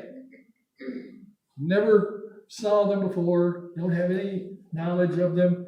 One of these, I think, I don't remember which one, were samples, do overlap with some samples that Lorena Sanhuza and Luis Corneo sent. He analyzed them many, many years ago, and it turned out they were overlap, but I didn't know that we didn't have the source samples either. So anyway, I'm still encouraging people, and Beto in particular, since he's the one that's living there, is working in there, to get to work, and we'll help him out, even more confident in the results from these particular sources. And that was the end of that particular set of slides. And so now, any questions anybody has, I'll try not to lie. We can't tell. You can tell. You're free to do it. I'm not lying. If I'm a liar, you would know. Okay. Anybody want to know something that I can help them with? When you make the plot, zirconium versus rubidium, how do you select the scales? I have a program that does it automatically for me. Okay, but for instance, I was thinking about that. But for instance, if it's too tight, the info, can you change that? Change the scale to avoid that they're Well, all together. if the plot looks like it's overlapping, I will go back a second. Maybe we can something different. Let's see if I can. For instance, over there you have zirconium 400 ppm, and the other rubidium 200 ppm. If you can change that, you can rearrange the clouds of. You can expand the plot in that direction if you want to by cutting it off. You mean like going just from 0 to 250? Yeah, just to be able to see it better or something. Although look, in between those two sources, there's a couple of triangles, upside down triangles, that are between the ellipses. They're still going to be between the ellipses. It's still not going to be absolutely perfect, because this ellipse is, I think, a 2 standard deviation ellipse. But if the sometimes numbers are a little outside 2 standard deviations, they can be outside the ellipse. Those are 90% confidence ellipses. I'm sorry. So that's about 2 standard deviations. But anything that gets in between is still going to be between the 2 ellipses, even if you move the ellipses plot apart on the plot. The dates in between are still between 2. Or using Corel Draw and I redraw. Well, these ellipses are statistical. I didn't draw them by hand. I drew them with statistics. So as long as I have the minimum number of samples to draw an ellipse, I can get a statistically valid ellipse that I can compare my data to. If it's inside the ellipse, I'm able to say I'm at least 90% confident that sample came from that source. If it's outside the ellipse, it's going to be a little bit less than 90%, or somewhat less than 90%, but at least the ones inside, I'm very confident. Okay. There's always going to be some things that slip outside, and especially if you have artifacts that are thin and low in cross-sectional area. That's when you're going to get the elongation of the ellipse, and suddenly get those data points that are way outside either end of the ellipse. And the thinner or less area that the sample has, the longer that ellipse gets. And that's why ratios help a lot. They can tighten that up some for you. Another question? Yeah. Oh, this. Yes, Roberto. How do you select the elements or the ratios for the plots? Did you try every single combination of? Yes, Or do you have any statistical method to know this is the best one? No, I basically play with the data to try to find the plot that's best. See, I mean, I have a program that makes that very easy to do. Laura and Maria both use that software. They know how it works, and it's very easy to generate the plots. But I mean, you have to try I don't know, the 50 possible combination plots. Well, and they're then not that visually, many. do you select the best one? Okay, remember what I said, that there are only about 5 or 6 elements by X-ray fluorescence. So, maybe there's 10 plots at most you'd have to compare. With NAA, I could easily go to 50. But I already know from experience that I want to use cesium as one of those elements for the NAA. And with X-ray fluorescence, I always know that I want to at least try rubidium first. So that means I don't have to do every single plot, but you can do as many as you want. Fortunately, the program that we have, that I wrote and these ladies use, allows you to do almost any plot you want. The only thing happens occasionally is if you have 0, as one of the elements has 0 concentration, then it won't work for that element. But you got a lot of other possibilities. Okay, so you can ask them. They could give you the program's free. You can use it anytime you want. It takes a little training to know how to use it, but once you use it, it's very convenient in generating plots and tables. I like those tables that you saw. I have just if anybody's interested in looking at it, I've got tables for all those plots up there, and you can see what I see. I can go across one of these rows and I say, oh, that element's real high there, and every other element's low, so I'm going to use that as one of my axes. Like I say, with X-ray fluorescence, I always use a rubidium first. Rubidium and strontium, rubidium and zirconium, that's usually going to, most cases, those two are going to help you. If they don't work, then go to ratios.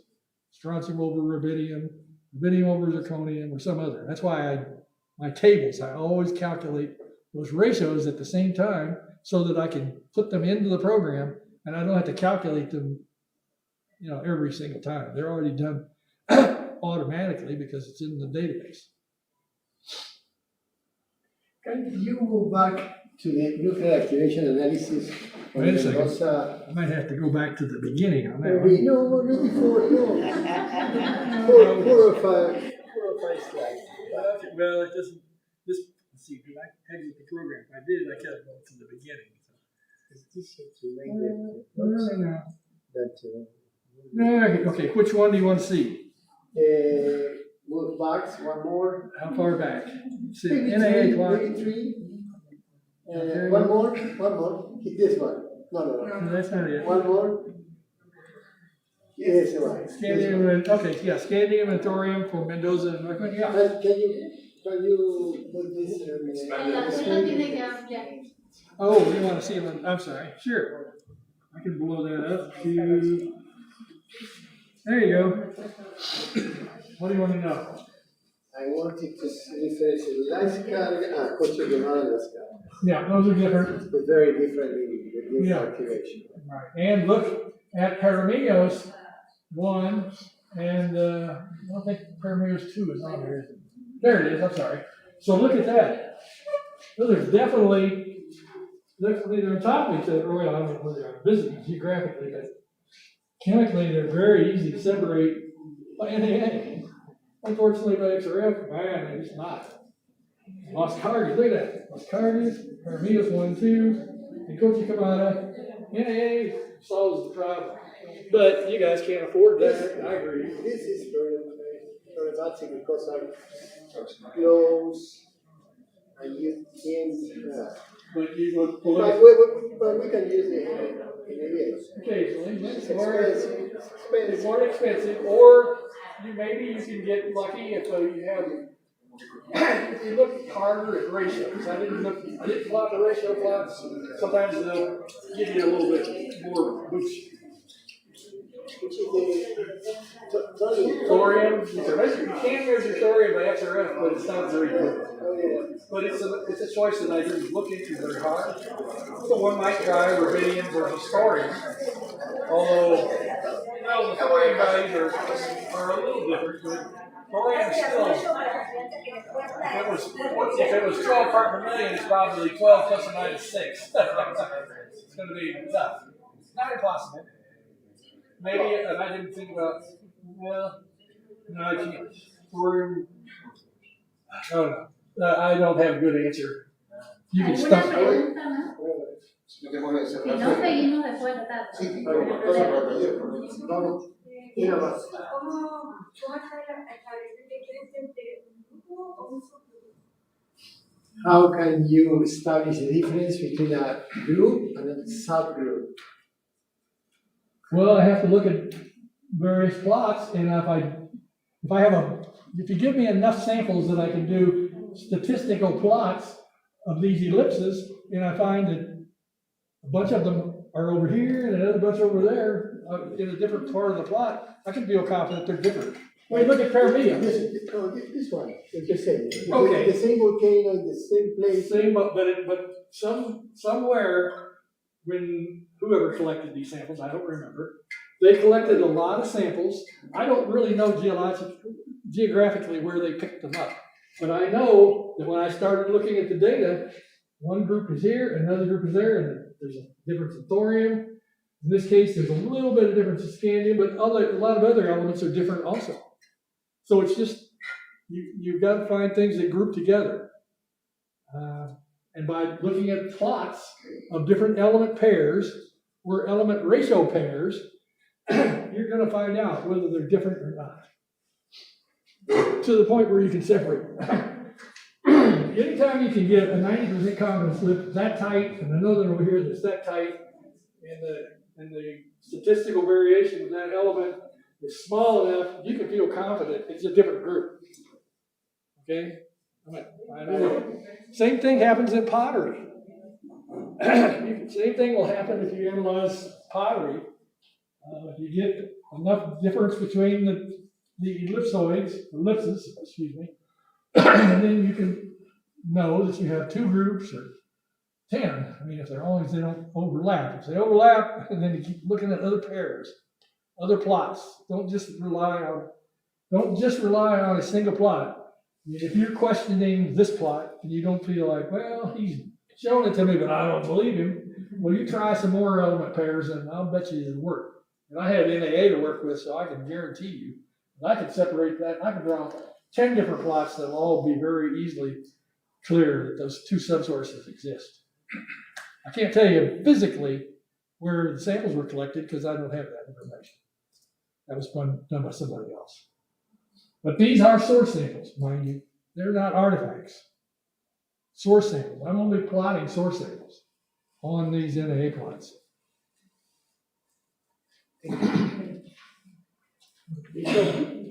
Estamos bien.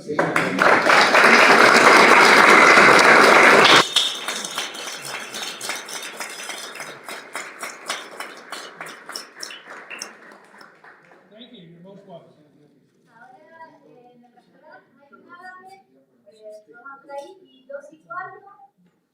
Estamos de nuevo en el...